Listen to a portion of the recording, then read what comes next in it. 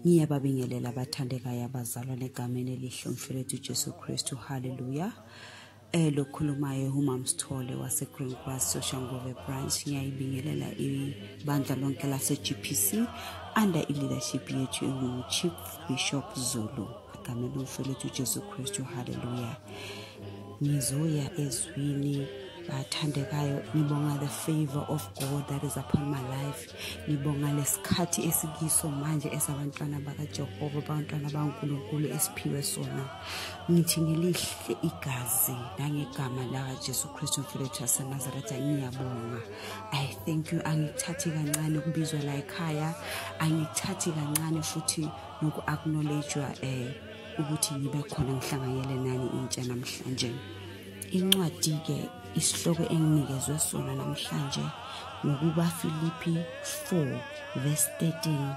Nginamandla ukwenza konke ngaye ongiqinisa. Ngizoyifunda nge-NIV version, ngiphinde futhi ngifunde na nge-Amplified version. Now nge-NIV version, I can do all things through Christ who strengthens me. Ngiphinde bathandekayo ngifundele yona nge-Amplified version ethi, I can do all things which he has called me to do through him, which is Christ, who strengthens and empowers me to fulfill his purpose. I am self-sufficient in Christ's efficiency. I am ready for anything and equal to anything through him who infuses me with inner strength and confident peace. Now, Amplified version here in detail. Ngisaqala ukuyifunda futhi bathandekayo bese ngizoyibreak it down. Ithi lana, I can do all things which he has called me to do. Hallelujah. Ithi I can do all things which he is in capital letters. Kusho ukuthi uNkulunkulu loyo bathandekayo. It which he has called me to do through him, which is Christ, who strengthens me. So ukusho ukuthi lana ungenza konke, ayisho ukuthi some of the things, but it says konke which he has called me to do through Christ, through uKristu Jesu unginika amandla singakwenza konke, and who empowers me to fulfill his purpose, meaning ukuthi ngiyambathiswa lamandla ukuze ngifulfile ipurpose yakhe uNkulunkulu, not eyami kodwa eyakhe. Iphinde ithi I am self-sufficient, nganele ngokwami ku-sufficiency kaKristu Jesu. Ithi I am self-sufficient in Christ's sufficiency. Oh, ngiyayithanda iversion amplified. Iphinde ithi I am ready for anything. Isho ukuthi ngihlomile ngazo zonke ikhali zikamoya. Uhlomile by all umbethe nje ikhali uhlomile because I'm ready for anything and equal to anything through him, which is Christ Jesus, who infuses me with inner strength. Now mase with inner strength and peace mase siyibhekisisa abathandekayo nayithi with Christ's sufficiency, meaning ukuthi kwapheleliswa konke. Christ's sufficiency usho ukuthi ngimbathiswe ukupheleliswa konke as per John 19:30, when uJesu aphuza iwayini asho ukuthi it is finished, athi ukuthi kupheleliswe konke. So kusho ukuthi iChrist sufficiency iphelelisiwe kuwe mawumntwana kaJesu, mawumntwana kaThixo, mawumamukele umphilela ngokwempela mpela ngokweqiniso. Now bese iphinde futhi ithi I am ready for anything. Now mawuzothi I am ready for anything as umuntu omusha, uyazinikela ukuthi whatever situation ongahlangabezana nayo, you are ready because you are in Christ Jesus. So whatsoever thing that the devil can throw your way, whether kuyindlala esikhathini samanje se-pandemic, imisebenzi iphelile, but as long as uphila, as long as uphefumula, uKristu ukhona, uyaphila kuwe. Whether imisebenzi ayikho, uKristu ukhona, uyasho ukuthi I will make a way where there is no way. Whether as umuntu omusha uyazibuza ukuthi uzohlanganisa ini, uthathe ini, uwenze njani, but uKristu ukhona. So uEphesians ikhali zikamoya njengoba esho ukuthi uhlome ngazo zonke ikhali zikamoya. So i-amplified version imbreakela yona kahle, because I can do all things which he has called me to do through him who strengthens me and empowers me. So uJesu Christus empowerile singabantu abasha ngazo zonke izikhathi to fulfill his purpose, and I am self-sufficient in Christ's sufficiency.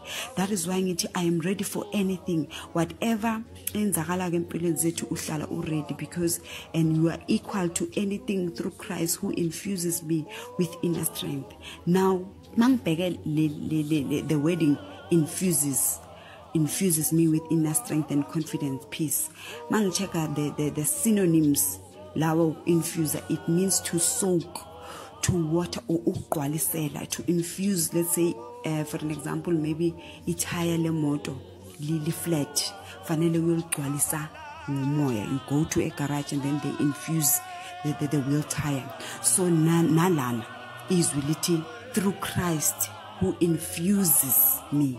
So kusho ukuthi lokho uKristu Jesu uyakuhlala njalo akugcwaliselela. Makabona ukuthi ezomuntu omusha things zala emhlabeni ziyakwehlisa, ziyakuphanchisa uba itaya eliba flat. He comes and infuses you as umuntu omusha. Now the antonyms of the word infuse is to strain, is to be dry, is to be drained, is to be unteachable, or to retract. Now kusho ukuthi lapho uyoma and kuyazika ukuthi la kome khona kulahlala khona isono. So umoya ongcwele awuhlala esoneni. That is why uJesu Kristu eza ngawo umoya ongcwele asigcwaliselela. Now when the Bible speaks of peace, asikhumbuleni bathandekayo ukuthi lenkathi lesabafundi bakaJesu bahamba naye emkhunjini alele, kwavuka khona kwavuka khona ivunguvungu. Now as abantu abasha ziningi ke ivunguvungu esibhekana nazo on a day-to-day basis empilweni zethu. Ziningi izivunguvungu ezenzakalako, but then because kunoKristu okhona emkhunjini empilweni zethu, makavuka uvele nje akhulume one word athi peace, bese kuba khona lokhu ukuthula kuzwakala ukuthi umdali wezinsuku ukhulumile wathi let there be peace in the midst of our storms. Now i-version yami mase ithi uJesu is infusing me with the inner strength and confident peace. Kula kuvuka khona ukuthi whatever storms, whatever things that the devil may throw at our ways, at our lives, whatever things esihlangabezana nazo empilweni zethu, umoya ongcwele uKristu Jesu uvele nje athulise konke. Now nje sengizoya ngemaphethelweni ngizothi emntwini omusha, you are chosen for such a time as this. You are a chosen generation. You are a royal priesthood. You are a holy nation. You are God's special possession. uJehova akafuni ngawe, akavumi ngawe. So beloved, just know ukuthi when you are joined hands with Christ Jesus, you are sons and daughters of the Most High King. uNkulunkulu uthi, to you I give the treasures of heaven, and all things of value are found in my presence. Isithembiso sikaThixo leso. Uthi, come and explore my priceless treasures, and everything precious I freely give to you. uNkulunkulu phinde futhi athi, I have given my one and only son to you, ukuze yena kuye kuphelelisiwe ukwazi ukwenza all things through Christ Jesus. Izwi likaJehova liphinde lithi, all the treasures of wisdom and knowledge are found in the Father's house. Now all the treasures of knowledge and wisdom are found in Christ Jesus, in Christ Jesus alone. Izwi lithi, come and explore, beloved, and seek out the hidden things, because only the Holy Spirit can reveal the hidden things of the heart of God. To the chosen generation which you are, to the royal priesthood which you are, the hidden things of God will not be hidden to you, but they shall be revealed by the Holy Spirit, because nina ningabakhethiweyo. Now izwi likaJehova maselithi, your kingdom come, your will be done on earth as it is in heaven, as Matthew 6 verse 10. In life, as abantu abasha, we come against a lot of things, a lot of challenges, more especially lesikhathi lesisiphila kiso. It's not by mistake. uNkulunkulu ubesithembile ngalesikhathi. He entrusted us with such a time as this. Now we may experience storms amaningi empilweni zethu, attacks, a lot of testings, a lot of things that the devil is trying to test us. But the secret place is our spiritual refuge. Ngithanda ukusho emntwini omusha ukuthi mawungalahlekelwa yindawo yakho, mawungalahlekelwa i-altar lakho noNkulunkulu wakho, make time with God. Make sure that you have time with God. You spend time with the Holy Spirit, which is our guidance. This is where the Holy Spirit does the work of the master surgeon. Uyazi ukuthi umuntu makangena etheater kukhona aba-doctor, kukhona ama-specialist. Now masesingena ku-theater yala emhlabeni ngokwenyama, the master surgeon is the Holy Spirit. Make sure ukuthi awulahlekelwa indawo yakho ezumuntu omusha. The master surgeon uye i-specialist sakho konke, kungumoya ongcwele ozokwazi ukupholisa amanxeba uba nawo, ozokwazi ukuthi spiritually asinarishe umzimba wethu wakamoya.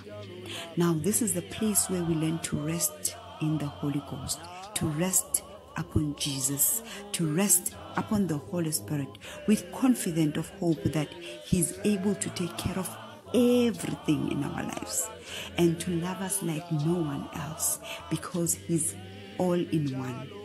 There is nothing too difficult for our Lord. There is absolutely nothing too difficult from God, and nothing is hidden from God. Now as umuntu omusha asimphileleni uNkulunkulu 100%, more especially kule nkathi esiphila kizo. I implore each and every young person to live wholeheartedly unto Christ Jesus. This is where we sit with Him in deep communion, releasing our love to Him in a deep and personal manner. Love sizendlala khona, ula siba khona ne one-on-one, la siba khona ne intimacy noNkulunkulu. Yiso isikhathi esiyiso manje bantu abasha. This is where we learn to partake in the resources of the King in His presence, because umoya ongcwele uzosifundisa, because umoya ongcwele uzosiguide, umoya ongcwele uzosibamba ngesandla. This is where we discover who we are in Him, as naye He will be revealing His true identity to us in a personal and intimate way. Now as saying Yovala bantu abasha, take these words to the Lord in prayer. Seek His face for our particular circumstances. Seek the Lord at all times. No matter what happens in the natural world, He is the same yesterday, today, and forevermore. Dig deeper into the scriptures. Find rest in the secret places of the Most High. Let His peace comfort you and give rest to your souls. Sing Vala, my last statement. Apply His blood to your mind and inner ears to mute the voice of the darkness, the voice of the agents of the devil. In Jesus' mighty name. Ngiyabonga mandala se-GPC. Ngiyabonga, ngiyanithanda kakhulu. Ngiyanithanda brethren. Let's keep the fire burning. Let's keep the love of Jesus burning. Let's keep each other. We are our brothers' keepers. Asenzeni sure ukuthi ubumnyama abusihluli.